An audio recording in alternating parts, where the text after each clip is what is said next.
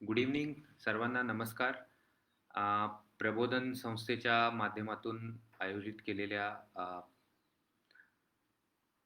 आजच्या या Facebook live कार्यक्रमामध्ये सर्वांचं स्वागत.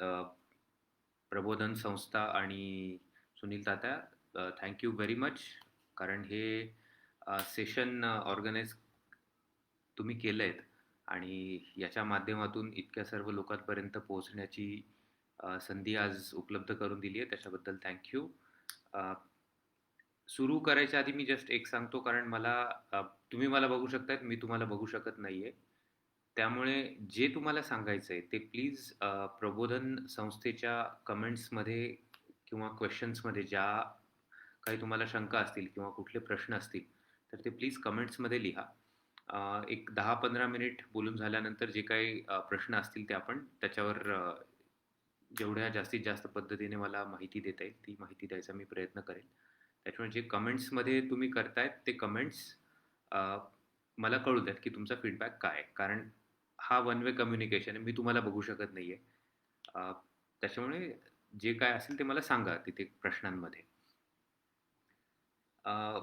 सर्वात पहिल्यांदा सुनील तात्या आणि तुमच्या सर्वांचं अभिनंदन करतो, कारण त्यांनी तुम्हाला एक संधी उपलब्ध करून दिलेली आहे की सिव्हिल सर्व्हिस एक्झाम्स हा विषय ज्याच्याबद्दल मी बोलणार आहे किंवा अभियंता ते आतापर्यंतचा प्रवास, या प्रवासामध्ये अनेक लोकांचं मार्गदर्शन मिळालंय, अनेक लोकांचा मला सहयोग मिळालाय, अनेक लोकांचे आशीर्वाद मिळालेत. ह्या सगळ्या गोष्टींमुळे मी आज इथपर्यंत पोहोचलेलो आहे.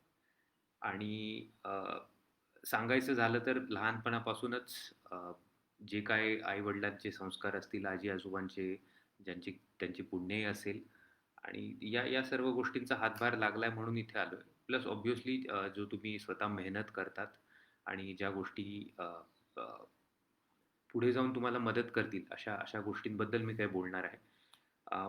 मी मानतोय की इथे स्टुडंट्स आहेत, त्यांचे पेरेंट्स आहेत. या 2 लोकांसाठी ज्या ज्या काही महत्त्वाच्या गोष्टी मला वाटतात त्या मी इथे शेअर करतोय. आणि हा माझा व्ह्यू पॉइंट आहे. तुम्ही ॲग्री कराल किंवा त्याच्यावर disagreement it's it's okay. It's okay to have differences. It's not a problem. Let's starts with the school and the childhood. आपल्याकडे माझ्या बाबतीत एक लकी गोष्ट होती की माझे पेरेंट्स बऱ्यापैकी मॅच्युअर होते. त्याच्यामुळे त्यांनी कुठल्याच गोष्टीचा कधीच फोर्स केला नाही. त्यांनी जे आहे ते माझ्यावर सोडलं की तुझी चॉईस आहे. तुला जसं वाटतंय तसं कर. दे गाईडेड. त्यांनी मार्गदर्शन केलं. कुठल्या गोष्टीचं महत्त्व समजावून सांगायचं ते समजावून सांगितलं. मार्ग दाखवला, पण त्याच्यावरच तू चाल अशी कधी फोर्स केला नाही किंवा असं कंपल्शन केलं नाही की हे असंच आहे, हे असंच करायला पाहिजे. तर त्यांनी ती डिसिजन माझ्यावर सोडली की तू बघ, एवढ्या सगळ्या गोष्टींची आम्ही तुला माहिती देतोय आणि तू तुझा निर्णय स्वतः घे त्याच्यामध्ये. हे अभ्यासाच्या बाबतीत असेल, शाळेच्या बाबतीत असेल किंवा पुढे काय करायचं याच्या बाबतीत असेल किंवा इंजिनिअरिंग झाल्यानंतरही काय करायचं याबद्दल. तर जेवढे पालक उपस्थित आहेत त्याच्याबद्दल म्हणजे मी असं म्हणत नाहीये की तुम्ही काही चुकीचं करतायत किंवा तुम्ही योग्य करतायत. माझं एकच सांगणं आहे की जर तुम्हाला वाटतंय की आपल्या मुलाने किंवा मुलीने पुढे जाऊन त्याला ज्या गोष्टीत आवड आहे, त्याच्यात ज्याला सक्सेसफुल व्हायचंय, त्या गोष्टीची चॉईस त्यांच्यावर सोडली तर जास्त चांगलं आहे. दुसरं म्हणजे अभ्यास असेल किंवा दुसऱ्या कुठल्याही गोष्टीत असेल, ऑब्व्हियसली सीरियसनेस कुठल्याही गोष्टीचा त्याची जाणीव करून देणं तुमचं कर्तव्य आहे. पण त्याच्याबरोबर तुमच्याकडे मोठी जबाबदारी आहे, ती म्हणजे त्याची जी फ्री थिंकिंग आहे ती डेव्हलप करणं. म्हणजे त्याला केवळ तुम्ही सांगताय हेच न पटवून देता तुम्ही त्याला लॉजिकली सांगा की किंवा तिला लॉजिकली सांगा की ही गोष्ट असं केलं तर त्याचे हे फायदे आहेत, असं केलं तर त्याचे हे तोटे आहेत आणि late him or her decide. त्याच्यामुळे त्याला पुढे जाऊन कुठल्याही प्रकारचं जे काय अडथळे येणार आहेत ते फेस करायला त्याला तुम्ही सक्षम बनवा. म्हणजे आपल्याकडे एक सिंपल आहे की don't don't just give him a fish, किंवा आपल्या जे व्हेजिटेरियन आहेत त्यांना सांगायचं तर त्याला भाजी किंवा जेवण जे तयार देऊ नका, त्याला फक्त सांगा की कसं बनवायचं. तो किंवा ती पुढे जाऊन स्वतः ते बनवायला शिकेल आणि that's how the life is going to be. त्याच्यामुळे अभ्यास असेल शाळेमधला, ठीक आहे, मी सिन्सिअर होतो बऱ्यापैकी, अभ्यासात लक्ष दिलंय. पण मेन तुम्ही तुमचे जे मुलं आहेत किंवा मुली आहेत त्यांना जी त्यांची आवड आहे त्याच्यानुसार वागू द्या. वेगवेगळ्या प्रकारच्या हॉबीज आहेत, त्या हॉबीज डेव्हलप करायला त्यांना सपोर्ट करा, की असं नाही की तुम्ही फक्त अभ्यास करा किंवा अभ्यास सोडून फक्त खेळा किंवा खेळ आणि अभ्यास सोडून फक्त इतर ज्या तुमच्या गोष्टी आहेत त्या करा. जे योग्य प्रमाणात आहे ते सगळं तुम्ही त्याला करायची किंवा तिला करायची ते करायचं फ्रीडम द्या. That is more important. Second, मी थोडं एक शेअर करू शकतो की माझी अभ्यासाची पद्धत. म्हणजे प्रत्येक माणूस किंवा प्रत्येक व्यक्ती इज अ डिफरंट पर्सनॅलिटी. म्हणजे काही गोष्टी ज्या मला सूट करतात त्या तुम्हाला सूट करतीलच असं नाही, किंवा ज्या तुम्हाला सूट करतात त्या मला सूट करतीलच असं नाही. त्याच्यामुळे everybody is different. So respect that difference. आणि माझं कधी अभ्यास करायच्या दोन पद्धती असतात. एक तर you work hard or you work smart. माझा स्वतःचा स्वभाव जो होतो तो is like not a very hard working one. I would go for smart work. त्याच्यामुळे कुठली गोष्ट, कुठल्या प्रश्नपत्रिकेमध्ये कुठले प्रश्न विचारले जात आहेत, कुठला अभ्यासक्रम किती महत्त्वाचा आहे, हे बघून मी ठरवायचो की आपल्याला किती अभ्यास करायचा आहे आणि कसा करायचा आहे. त्याच्यामुळे कोणी दिवसातनं 5 तास अभ्यास करते, कोणी 8 तास अभ्यास करते, कोणी 10 तास अभ्यास करते. तुम्ही किती अभ्यास करतायत याच्या क्वालिटीपेक्षा, याच्या क्वांटिटीपेक्षा त्याची क्वालिटी जास्त महत्त्वाची, की तुम्ही तो कसा करतायत. म्हणजे don't just mug it up, किंवा आपल्या मुलांनाही जस्ट मगिंगसाठी जास्त फोर्स करू नका. Let him or her decide what are his or her liking and what are the interest. अभ्यासाच्या पद्धतीबद्दल बोलायचं झालं तर एक आहे की नुसतं पुस्तक जे आहे सिलेबसचं, that is not sufficient, though that is important. पण त्या व्यतिरिक्त आपल्या घरातल्या लोकांना न्यूजपेपर किंवा वर्तमानपत्र जे येतं ते वाचायची सवय लावा. आणि ते वाचल्यामुळे जगात काय घडतंय, आपल्या आजूबाजूला काय घडतंय, ह्या सगळ्या घडामोडींचा त्याला किंवा तिला जेवढी जास्त जाणकार होईल तेवढी चांगली आहे. म्हणजे जे मुलं लहान आहेत आता त्यांच्या पालकांसाठी मी हे सांगतोय की आतापासून त्यांना सवय लावा की ही ही चांगली गोष्ट आहे की न्यूजपेपर वाचणं, त्याच्यातनं नवीन नवीन गोष्टींची माहिती कळते. आणि बऱ्याच गोष्टी त्याच्याने आयुष्यामध्ये काय करायचं काय नाही याची क्लॅरिटी येते. So newspaper is one thing which is I will stress की इट इज हायली इम्पॉर्टंट. आणि जर सुरुवात करायची असेल तर न्यूजपेपरपासून सुरुवात करू शकतात. सेकंड, दुसरं आहे की प्रत्येकाची एक एक पॅशन असते किंवा प्रत्येकाची एक एक हॉबी असते, की कोणाला पेंटिंग आवडतं, कोणाला सिंगिंग आवडतं, कोणाला रीडिंग किंवा कुठल्या म्युझिकल इन्स्ट्रुमेंट्स असेल.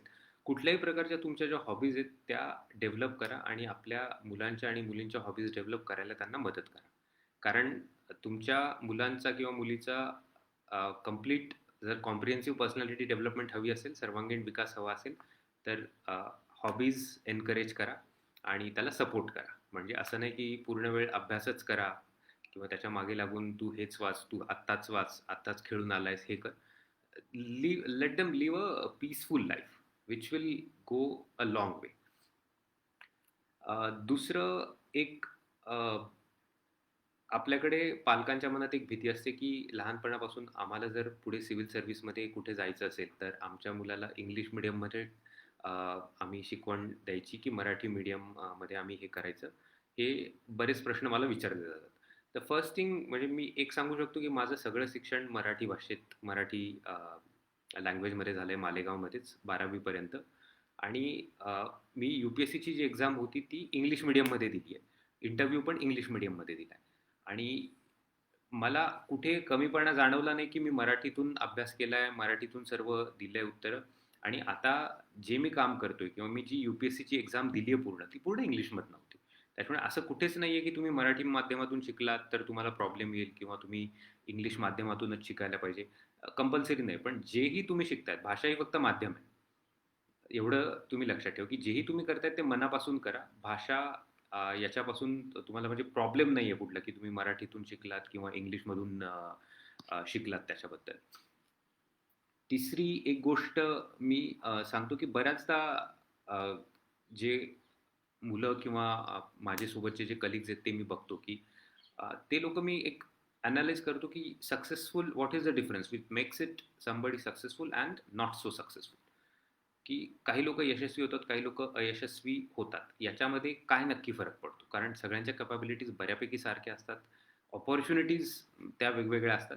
पण एक मुख्य फरक मी जो बघितलाय तो म्हणजे घरच्यांचा सपोर्ट. जर तुमच्या घरच्यांचा सपोर्ट, म्हणजे मी पालकांना उद्देशून सांगतो, की जर तुम्ही अ, आपल्या मुलांना किंवा मुलीला जर सपोर्ट दिला व्यवस्थित अभ्यासासाठी म्हणा किंवा कुठले त्यांच्या ज्या पॅशन्स आहेत ते फॉलो करायसाठी, तर chances are higher that they will end up as a successful person.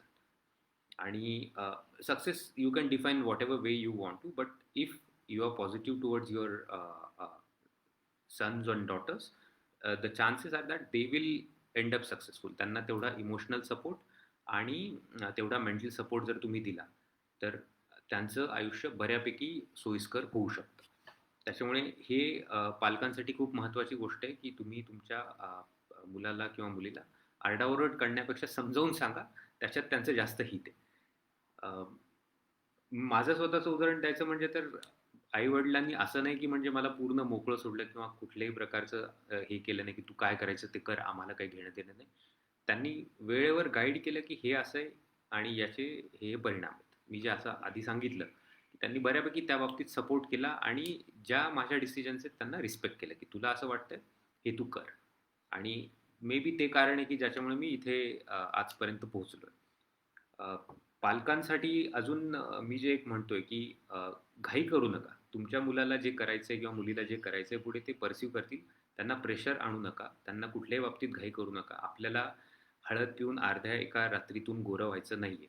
जे आहे ते अ, ही यू-पी-एस-सी किंवा इतर सिव्हिल सर्व्हिसेस जे आहेत त्या इट्स अ लाँग जर्नी. म्हणजे तुम्ही आज उठून जस्ट सांगितलं, की मला यू-पी-एस-सीची उद्यापासून तयारी करायची आहे. करू शकतात, पण इट्स अ लाँग जर्नी. दुसरं म्हणजे मी जे सांगितलं ते language is not a barrier आणि कुठल्याही माध्यमातून तुम्ही शिकलात तरी त्याबद्दल काही इश्यू नाही आहेत. It's not going to be like something which is working against you. तिसरं जे आहे ते तुम्ही कितीही साधारण असलात, कितीही अभ्यासू असलात, याचा यू-पी-एस-सीला फरक पडत नाही आहे. कारण तुमचं आय-क्यू नाही तर तुमचा ई-क्यू पण तिथे टेस्ट होतो. म्हणजे तुमचा इमोशनल कोशंट किती आहे, not only just intelligence quotient. म्हणजे शाळेमध्ये सपोज एखाद्या स्टुडंट आहे त्याला खूप कमी मार्क्स पडतात इन टर्म्स ऑफ क्युरिक्युलम, पण he wants to like he or she still has a chance to clear UPSC. कारण माझे एक दोन मित्र आहेत जे 12th फेल झालेले आणि त्यांनी परत रिअटेम्प्ट देऊन यूपीएससीचा प्रयत्न केला आणि ते त्याच्यात सक्सेसफुल झाले. सो असं मनातून काढून टाका की शाळा किंवा कॉलेजमधले जे टॉपर असतात तेच यूपीएससी किंवा सिव्हिल सर्व्हिसेस क्लिअर करू शकतात, असं नाहीये, काही नाहीये. त्यांचा इमोशनल कोशंट किती आहे, ते गोष्टींना कसं ॲनालाइज करू शकतात, ते गोष्टींना कुठल्या दृष्टीने बघतात त्यांच्याकडे, हे जास्त महत्त्वाचं आहे. आणि त्याच्यामुळे तुमच्या मनात कुठला न्यूनगंड असेल की माझं होईल किंवा मी करू शकतो की नाही, तो काढून टाका. आणि there are so many things and there are so many exams which you can take. म्हणजे यूपीएससी जी घेते civil services which is one one of the exams. Maharashtra public service कमिशनच्या पण एक्झाम्स आहेत, प्लस यूपीएससीच्या बाकी इतर खूप साऱ्या एक्झाम्स आहेत, त्याबद्दल तुम्ही फोकस करू शकता. Coming back to students, second important part is जे विद्यार्थी इथे बसलेले आहेत त्यांच्यासाठी मी एवढं सांगतो की लिसन टू युअर इनर कॉलिंग. म्हणजे तुम्हाला आतून जे वाटतंय ना की ही गोष्ट अशी झाली पाहिजे किंवा मी ही गोष्ट अशी केली पाहिजे, त्याला लक्ष देऊन ऐका आणि त्यानुसार तुमचं जे काय करायचं ते पुढे करा. कारण ॲज अ स्टुडंट मलाही असं वाटायचं की मी हे करायचं, म्हणजे खरं सांगायचं झालं तर मला ॲस्ट्रोफिजिसिस्ट व्हायचं होतं, की जाऊन स्पेसमध्ये काय होतं हे सगळं त्याच्याबद्दल इंटरेस्ट होता. आणि नंतर कळलं की हां, तो तुम्ही एक हॉबी म्हणून डेव्हलप करू शकतात, पण ॲज अ प्रोफेशन म्हणून मी तो नाही करू शकत. That's how I switch to engineering and from engineering I switch to civil services. कारण मला लहान होतो तेव्हा इंजिनियर व्हायचं होतं, एकीकडे ॲस्ट्रोफिजिसिस्ट व्हायचं होतं. पण नंतर लक्षात आलं की जेवढे आपले हॉरिझॉन्स आहेत इतके ब्रॉड आहेत की तुम्हाला जे पाहिजे ते तुम्ही नंतर करू शकतात. आणि it's it's just listen to your inner calling, listen to your passions. आणि अभ्यास आणि इतर सगळ्या गोष्टी आहेत त्या महत्त्वाच्या आहेत, पण दॅट इज नॉट एव्हरीथिंग. म्हणजे मी शाळेमध्ये ठीक आहे, मी I was like above average, but मला एक होतं की केमिस्ट्रीचे एक्सपेरिमेंट्स वगैरे काही असतील तर मी स्वतः ते करून बघायचो. म्हणजे मला आवडायचं करायला. ते करण्याकरता मी घरी स्वतःची एक छोटीशी लॅब सेटअप केली होती. म्हणजे जे केमिकल्स असतात किंवा हे काय असतात ते मी घरी बसून प्रयोग करत बसायचो की कसं हे करायचं आणि त्याच्या नक्की रिॲक्शन्स काय होतात. तो माझा इंटरेस्ट होता आणि तो मी परस्यू केला. आणि that's how just beyond books I was able to see things in reality how they are. तर म्हणजे सांगायचा मुद्दा हाच आहे की तुमचं जे पॅशन आहे, तुमच्या ज्या लायकिंग्स आहेत त्या तुम्ही फॉलो करा. सिन्सिअरली घरचे जे आहेत ते तुमचे विरोधक नाही आहेत, त्यांना तुमचं चांगलं व्हावं हेच वाटतं. त्याच्यामुळे काही बाबतीत जरी तुम्हाला वाटत असेल, की "अरे, माझे पेरेंट्स असं का सांगतायत मला?" Just listen to them. तेही त्यांची ड्युटी करतायत, त्यांची जबाबदारी आहे ती ते निभावतायत आणि तुम्ही त्यांना म्हणजे डोंट गेट अंडर प्रेशर, की मला हे परफॉर्म करायचं आहे आणि हे परफॉर्मन्सचं माझ्यावर प्रेशर आहे आणि मला हे याच वेळेस करायचं आहे. Life is long. 100 वर्ष आयुष्य आहे, त्याच्यामध्ये करण्याचे भरपूर तुम्हाला चान्स आहेत. त्याच्यामुळे don't rush into things. What I would say is you don't have to be serious always, but you have to be sincere. की तुम्ही किती सिन्सिअर आहात कुठली गोष्ट करण्यासाठी, that will matter a lot more than how seriously you are doing it. कारण मी school असेल किंवा कॉलेज असेल किंवा UPSCची जी तयारी असेल ती तयारी करताना तो पूर्ण फेज मी एन्जॉय केला. I have no regrets. म्हणजे जे मला वाटत होतं ते मी सगळं करत आलोय. कुठला पिक्चर जर मला नवीन लागलेला बघायचा असेल तर मी तो अक्षरशः परीक्षेच्या 8 दिवस आधी जाऊन बघितलेला आहे. 10वी असताना एक सायन्स एक्झिबिशन होतं जिथे मला मालेगावच्या बाहेर जाऊन 10 दिवस राहायचं होतं आणि I remember that was in January. तर बोर्ड एक्झाम असताना माझे टीचर्स जे होते ते थोडे कन्फ्युज होते काय करायचं, कारण बोर्ड एक्झाम आहे 2 महिन्यांनी आणि 10 दिवस तू जाणं योग्य आहे की नाही. पण घरच्यांनी मला सपोर्ट केला की तुला जर वाटतंय, तुला आवडतंय, तुझा काय, कारण नाहीतरी तू गेला नाहीस तर तुझं मन काय अभ्यासात लागणार नाही. दे वर व्हेरी प्रॅक्टिकल अबाउट इट. आणि मी गेलो तिथे, म्हणजे जानेवारीमध्ये 10 दिवसांचा एक सायन्स एक्झिबिशनचा कोर्स होता, तो मी जाऊन तिथे अटेंड केला. आणि जेव्हा की मार्चमध्ये पूर्ण 10वीची बोर्डाची एक्झाम होती आणि ठीक आहे, आय गॉट इन टू, म्हणजे मला मेरिटमध्ये आलो 10वीत, एक अभ्यासालाही म्हणजे जे आहे त्याच्याने फायदा झाला. ओव्हरऑल सांगण्याचं एकच आहे की अभ्यास नुसतं एका डायरेक्शनने करू नका. जे तुमचे पॅशन्स आहेत तेही फॉलो करा. त्याच्याबरोबर ज्या तुमच्या हॉबीज आहेत त्याही डेव्हलप करा आणि take it one piece at a time. सगळ्या गोष्टी एकाच वेळेस नाही होत. हळूहळू त्यांना ब्रेक करून कसं करायचं, काय करायचं ते करा. आणि that's how develop your analytical skills, develop the way you look at things. किंवा कुठली न्यूजपेपरमध्ये जर तुम्ही, मी असं जसं म्हटलं की न्यूजपेपर वाचत जा, कुठली गोष्ट जी होते त्याच्यामागची कारणं जाणून घ्यायचा प्रयत्न करा किंवा ती गोष्ट अशी का होते, हे असे प्रश्न विचारून स्वतःला at least you you can enlighten yourself by asking more questions. That is a simple thing I can tell you. दुसरं एक जे आहे की ठीक आहे, जेव्हा तुम्ही UPSCचा एक पर्टिक्युलर कॅटेगरी मला वाटते की जे UPSCच्या आता सध्या अभ्यास करतायत किंवा सिरियस आहेत त्याच्याबद्दल आत्ता देण्यासाठी, ज्यांचं ग्रॅज्युएशन झालंय आणि जे तयारी करतायत, की जेव्हा तुम्ही UPSCचा अभ्यास करताय तेव्हा कम्प्लिटली फोकस करून अभ्यास करा. जस्ट 1 किंवा 2 वर्ष जोही तुम्ही अभ्यास करतायत, तर अज्युम की बाकी आयुष्यात जास्त दुसऱ्या गोष्टी ज्या आहेत की जेवढ्या इम्पॉर्टंट नाही आहेत ते प्रायोरिटाईज करा. तुम्हाला काय हवंय काय नको ते क्लिअर करा. म्हणजे मला आठवतं की घरातले जे काय फंक्शन्स असतील, म्हणजे मी ते 1 ते 2 वर्ष जेव्हा मी तयारी करत होतो, I was completely unavailable to all the functions. Unless and until की खूप महत्त्वाचं जर काही इव्हेंट असेल तरच मी तो इव्हेंट अटेंड केलेला आहे. किंवा कोणाचं म्हणजे कुठल्याही ज्या फंक्शनला तुम्हाला जाण्याची गरज नाही ते अवॉइड करा. Focus yourself completely. आणि it's like it's a target which is achievable if you are focused and if you are true to yourself. त्याच्यामुळे जेवढं मन लावून तुम्हाला करता येईल प्रयत्न, तेवढा मन लावून प्रयत्न करा. आणि that is not the end of it. बऱ्याच गोष्टी मला ज्या आधी माहीत नव्हत्या त्या UPSCचा अभ्यास करताना कळल्या. म्हणजे it's like even if you make it or you don't make it through, there are so many new things which you learn about your self, about the world, about your country. आणि या सगळ्या गोष्टींबद्दल म्हणजे I really enjoyed that journey and that's what made this possible. तिसरी महत्त्वाची गोष्ट म्हणजे समाजाचा याच्यामध्ये सपोर्ट जो आहे, पीअर ग्रुपचा, तोही खूप महत्त्वाचा आहे. आणि आय वॉज थँकफुल की समाजाचा मला तेवढा सपोर्ट मिळाला. दुसरी गोष्ट, सुनील तात्यांच्या प्रयत्नातून आणि इतर सर्व जे आहेत त्याच्यातून आता तुम्हाला एक स्पेशल कॅटेगरी म्हणून OBC म्हणून रेकग्नाइज केलेलं आहे समाजाला. सो त्याची सुद्धा तुम्हाला मदत होणार आहे. कारण माझ्या वेळेस मी ओपन कॅटेगरीमधून दिलेली एक्झाम, तर आता ॲटलिस्ट तुम्हाला OBC कॅटेगरीमधून एक्झाम देता येईल. असं नाही की तुमचे प्रयत्न कमी होतील, पण ॲटलिस्ट तुम्हाला एक कुठला तरी सपोर्ट मिळेल जेणेकरून तुमच्या त्या प्रयत्नांना यश जे प्राप्त होईल ते थोडंसं अजून सोपं आहे. म्हणजे असं नाही की ते झालंय लगेच, पण you still will have to work hard आणि you still will have to get through it. तिसरं, मी अजून एक सांगतो की जर कोणाला प्रश्न असतील स्पेसिफिक तर please put it in comments. जे कमेंट्स आहेत त्याच्यामध्ये मला प्रश्न तुमचे सांगा, मी त्याचं उत्तर द्यायचा प्रयत्न करेन. तिसरं आता सध्या जी सिच्युएशन आहे, मला म्हणजे कोणीतरी हे सांगितलंय की सध्या काय चाललंय आणि मी ज्या विदेश मंत्रालयात जिथे आहे तिथे कुठल्या कुठल्या पोझिशनला काय काय करता येतंय, या गोष्टींचा जर मी आढावा थोडासा घेतला तर ते बेसिकली त्यांना थोडं हवंय की माहिती काय काय करू शकतो आणि काय काय नाही करत. सध्या मी दिल्लीमध्ये आहे विदेश मंत्रालयामध्ये आणि अ, विदेश मंत्रालयामध्ये मी उपसचिव म्हणून न्यू दिल्लीमध्ये 1 वर्षापासून इथे काम करतोय आणि त्याबद्दल सध्या विदेश मंत्रालयाचे एफर्ट्स जे आहेत ते 3 ठिकाणी चाललेत, की म्हणजे जे अ, आपले नागरिक जे आहेत ते अ, परदेशात जिथे आहेत तिथून त्यांना परत आणायचं. तिथे काही मदत असेल, काही मदत हवी असेल त्यांना, कोणाला मेडिसिन्स हवे असतील किंवा कोणाला कुठलाही प्रॉब्लेम येत असेल, कोणाकडचे पैसे संपले असतील किंवा कुठल्याही प्रकारची मदत तुम्हाला लागू शकते बाहेर, ती मदत आपल्या सर्व एम्बसीज आणि हाय कमिशन्समधून होते. दुसरं म्हणजे जे बाहेरच्या देशातले नागरिक इथे अडकून पडले त्यांना त्यांच्या देशात परत जाण्यासाठी जी मदत करायची आहे, ती मदत पण विदेश मंत्रालया थ्रू होतं.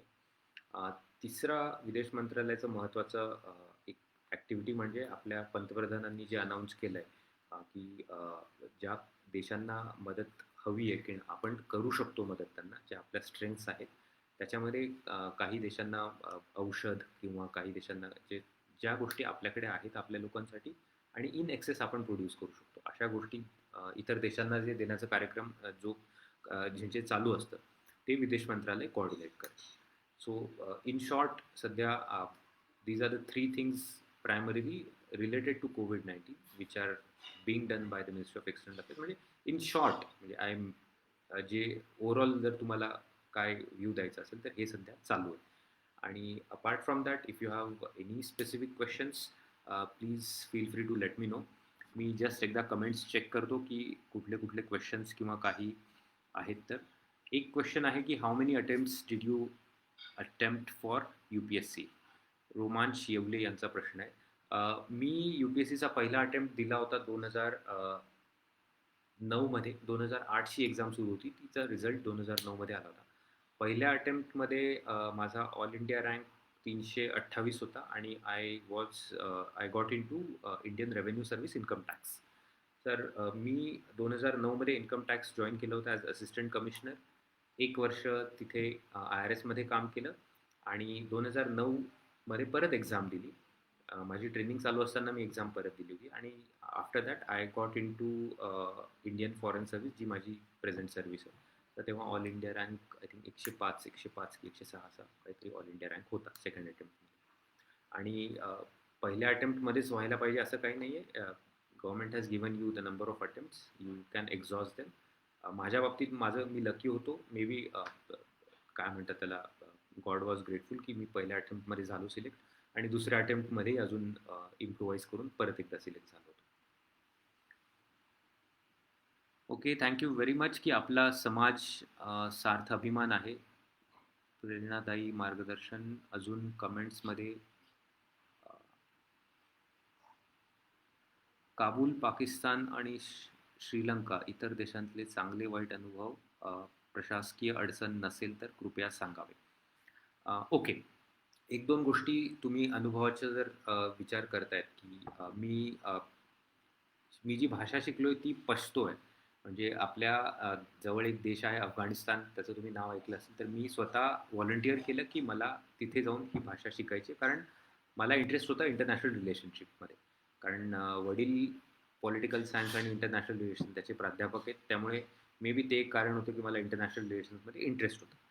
जेव्हा मी सिलेक्ट झालो होतो 2010ला, तर 2012च्या आसपास बघितलं तर अफगाणिस्तानमध्ये खूप काही घडत होतं आणि I was interested in going there. So मी तिथे गेलो, 3 वर्ष राहिलो तिथे. तिथली भाषा शिकलो. मी पश्तो बोलू शकतो, जी त्यांची भाषा आहे अफगाणिस्तानची, ती मी शिकलो. तिथे सर्व केलं. त्यानंतर श्रीलंकेमध्ये मी सर्व केलं. एक दोन एक्सपिरियन्स म्हणजे चांगले वाईट. तर मी श्रीलंकेतला एक रिसेंट एक्सपिरियन्स सांगतो तुम्हाला की ज्या मोमेंटला जेव्हा हे झालं होतं, आत्ता मागच्या जूनमध्ये, सॉरी मागच्या एप्रिलमध्ये श्रीलंकेमध्ये जेव्हा ब्लास्ट झाले होते तेव्हा मी श्रीलंकेमध्येच होतो आणि that was a serial blast occurred there. So it was one of the very interesting experience, कारण मी तेव्हा कोलंबोमध्ये नव्हतो आणि मी बाहेर अशा एका ठिकाणी होतो की जिथे नेटवर्क नव्हतं, टीव्ही कव्हरेज नव्हतं आणि काहीच नव्हतं. त्याच्यामुळे माझ्याकडे कळायला काहीही साधन नव्हतं. तर सकाळी साधारणतः 8 ते 9च्या आसपास ब्लास्ट झालेत आणि जेव्हा मी नेटवर्क झोनमध्ये आलो, तर साधारणतः 12-1 वाजता मला सर्व फोन्स, मेसेजेस जे काय ते कळाले, की हे असं-असं झालेलं आहे. आणि then I rush back to Colombo आणि बाहेर जिथे होतो मी तिथून थेट ऑफिसला गेलो होतो आणि त्यानंतर आमचे जे रिलीफ एफर्ट्स होते, ते तिथे बऱ्यापैकी मोठ्या प्रमाणात सुरू झाले होते आणि it it was one of the very great learning experience and it's a very satisfying feeling की जेव्हा आपल्या भारतीयांना जेव्हा मदत करता येते आपल्याला, it keeps you very satisfied. So at the end of the day when you go to bed to sleep, you sleep with a peaceful mind, की आपण आज दिवसभरात काहीतरी मिनिंगफुल काम केलंय आणि आपल्या देशातल्या लोकांना आपण मदत केली आहे. ही एक फिलिंग जी असते की जी खूप अनमॅच्ड फिलिंग आहे. पण दुसरे कमेंट्स बघूयात अजून. What is the minimum and maximum packages received in civil services? Okay. Packages in terms of me 2 वर्ष L&T मध्ये पण काम केले. 2 वर्ष कॉर्पोरेट सेक्टरमध्ये काम केलं होतं मी इंजिनिअरिंग झाल्यानंतर COEP मधून केलं होतं तेव्हा. तर maximum packages do you mean in terms of salary की पॅकेज काय असतं? हे बघा, गव्हर्नमेंटमध्ये it's like you don't come for salary here, you come for your own satisfaction, you are self motivated, that's why you come here. आणि salary package म्हटलं तर government gives you decent enough to live life with dignity and with your collar as you know held high. So far मी माझ्या प्रिन्सिपल्सवर किंवा माझे जे काही विचार आहेत त्यांच्यामध्ये कधीच कॉम्प्रोमाइज केलेलं नाही आहे आणि I am living a happy life, I am living a peaceful life आणि ज्या बेसिक गरजा आहेत ते गव्हर्नमेंट तुम्हाला देतं. म्हणजे it's like not a luxurious life, but it's a life which you can live with dignity. So at least being in foreign service, I'm comfortable with whatever package government is giving me, and I'm happy to live on that.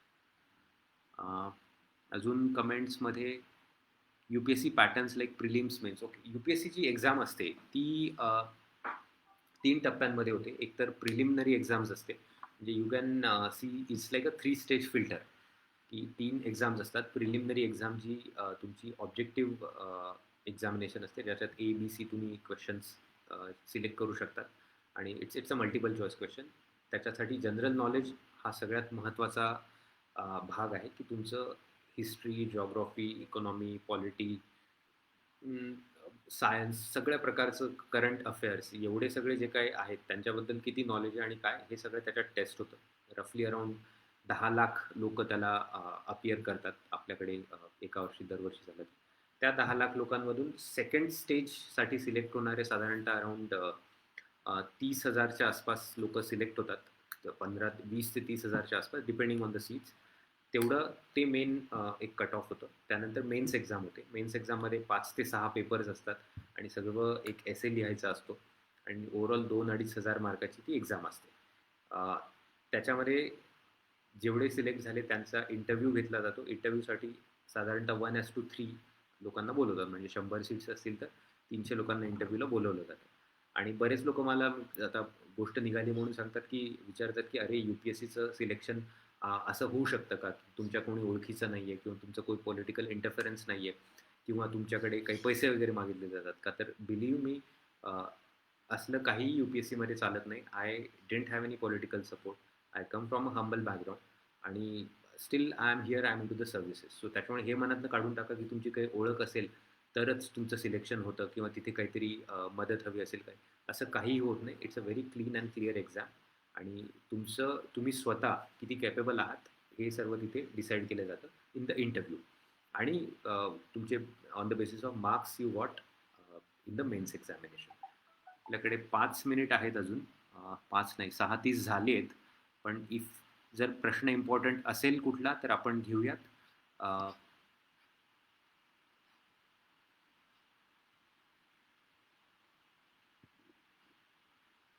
आणि दुसरं कुठलेही कधी तुम्हाला प्रश्न असतील काही, तर प्रबोधन संस्थेच्या माध्यमातून कधीही तुम्ही मला रीच आउट करू शकता. काहीही असेल, कुठल्याही बाबतीत मार्गदर्शन जर कोणाला हवं असेल, I am very happy to contribute for our community, आणि कुठलंही कशाही प्रकारचं मार्गदर्शन, कसल्याही प्रकारची अडचण असेल, माझ्या परीने ती जेवढी शक्य आहे तेवढी मी करायचा प्रयत्न करेन. What is your recommendation for graduation, arts, engineering, or serious about attempts? Plan B, very important question.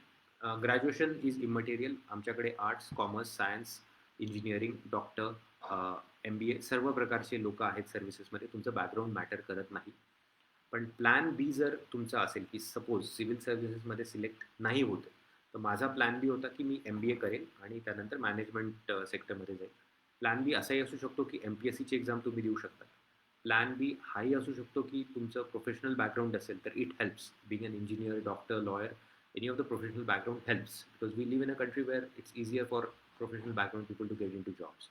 So plan B साठी professional background is helpful, but it's not necessary condition for getting to civil services. अजून UPSC interview experience. Okay. मी मालेगावचा आहे, त्याच्यामुळे मला मालेगावबद्दल खूप विचारलं होतं UPSCच्या इंटरव्ह्यूमध्ये. एक तर हे होतं की UPSCच्या इंटरव्ह्यूमध्ये त्यांनी मला सेकंड अटेम्प्टला जेव्हा गेलो तेव्हा मालेगावबद्दल सगळे प्रश्न विचारायला सुरुवात केली. Okay, so you come from Malegaon, तर मालेगाव कशासाठी फेमस आहे तुम्ही सांगा. तर मी म्हटलं मालेगावमध्ये हँडलूम्स आहेत, मालेगावमध्ये हे आहे, मालेगावमध्ये स्वतःची फिल्म इंडस्ट्री आहे, मालेगावमध्ये हे होतं, मालेगावमध्ये ते होतं. आणि they were asking me almost for 5 minutes continuously की मालेगाव फेमस कशासाठी आहे ते तुम्ही सांगा. आणि सगळं झाल्यानंतर मग एक मेंबरने मला शेवटी सांगितलं की अरे मालेगाव मध्ये तर दंगल झालेले आहेत आणि तिथे ब्लास्ट झालेले आहेत, त्याच्यामुळे मालेगाव फेमस आहे. म्हटलं सर, मालेगावबद्दल जर तुम्ही मला विचाराल तर माझ्यासाठी Malegaon is much bigger than the riots and the blast. So that is a place where I am born and brought up, आणि that is a place which has educated me. So मालेगावबद्दल मला विचाराल तर मी चांगल्याच गोष्टी सांगेन. जर तुम्हाला ब्लास्ट आणि दंगलींबद्दल माहिती असेल तर ते मला स्ट्रेट विचारा, ती मी सांगेन. पण मालेगावबद्दल मला विचारलं काय आहे, तर मी पॉझिटिव्हच गोष्टी सांगेल. And which somehow they liked in the interview की यांनी मालेगावबद्दल आम्ही एवढं खोदून विचारल्यानंतरही चांगल्याच गोष्टी सांगितल्या. तर and I got I think 300 पैकी मला 200 मार्क्स मिळाले होते इंटरव्ह्यूमध्ये, which was one of the very good scores in the interview. तो एक अनुभव सांगू शकतो मी. दुसरं एक आहे परदेश स्थित समाज बांधव यांच्यासाठी आपण दाखवलेली मदतीची जी तयारी. It's my duty, nothing special about it. Anywhere in the world, if you're facing any specific problem, of course, which a government can solve or it is related to government, feel free to reach out. We are very happy to help. Reference books for prelims, आपण हा प्रश्न नंतर घेऊयात, कारण reference books for prelims जे आहेत it depends on your background आणि तुमचं काय ओरिएंटेशन आहे त्याच्यावर. सेपरेटली आपण त्याच्यावर बोलू शकतो. Tricky questions. हो, मला ट्रिकी क्वेश्चन्स एक विचारलं होतं इंटरव्ह्यूमध्ये. पहिल्या इंटरव्ह्यूमध्ये जेव्हा मी गेलो तेव्हा मला महाराष्ट्राचे DG होते, फॉर्मर DG. ते इंटरव्ह्यूच्या 5 लोक इंटरव्ह्यू घेतात तुमचा, 5 मेंबर असतात त्याच्यापैकी, आणि एक चेअरमन असतात. तर त्यांनी मला विचारलं होतं की what do you think of Nihal Ahmad, do you think he is involved in riots. हा खूप ट्रिकी क्वेश्चन होता. म्हणजे if I would have said yes, तर त्यांनी मला सांगितलं असतं की प्रूफ आहेत तुझ्याकडे, दाखवा मला. आणि had I said no, so they would have said की I have the proofs, I will tell you. So it was a very tricky question. म्हणजे नाव घेऊन प्रश्न विचारणं पॉलिटिकल लीडरचं, it's a very tricky question. So I said like sir, I don't have any information on this, I have not dealt with it, and like it doesn't have to be like राईट्समध्ये कोण involved आहे कोण नाही. Overall it's a failure of the whole system, failure of the whole community जर तिथे riots होत असतील तर. He overall was okay with that response. आणि since he was from a police background, he started laughing and he said like okay, मालेगावमधले तू आहेस, पण I know more than these for from Malegaon आणि असं. पण the other members basically supported me की ठीक आहे, he gave the right answer, he doesn't know, so he saying that he doesn't know. आणि दुसरं एक आहे की अजून प्रश्न, ठीक आहे, ट्रिकी क्वेश्चन्स आणि this is possible. Reference books of prelims आपण नंतर बोलूयात. एज लिमिट फॉर अपेअरिंग, जी इन्फॉर्मेशन तुम्हाला गुगलवर मिळेल, UPSC.gov.in UPSCची वेबसाईट आहे, त्याच्यात त्याचा सिलेबस आहे, कुठले ऑप्शनल्स तुम्ही घेऊ शकतात, ही सर्व माहिती आहे. त्या वेबसाईटवर जा, पूर्ण माहिती डिटेलमध्ये दिलेली आहे. मी त्याच वेबसाईटवरून वाचून माझ्या वेळेस जेव्हा मी तयारी करत होतो तेव्हा ती माहिती घेतलेली आहे. कुठलेही सब्जेक्ट्स तुम्ही घेऊ शकतात. माझं ऑप्शनल्स होते पॉलिटिकल सायन्स आणि sociology. Though I am an engineer, I preferred having non-engineering optionals. That was for personal preference. GS साठी कुठले बुक्सबद्दल आपण नंतर डिटेलमध्ये विचारू. माझा ईमेल आहे किंवा प्रबोधन संस्थेमध्ये तुम्ही फेसबुक पेजवर लिहा. I will share the list of books which is normally used. अजून केंद्र सचिव पातळीवरील अधिकारी येऊ शकतील यास्तव प्रयत्न व्हावे. ठीक आहे.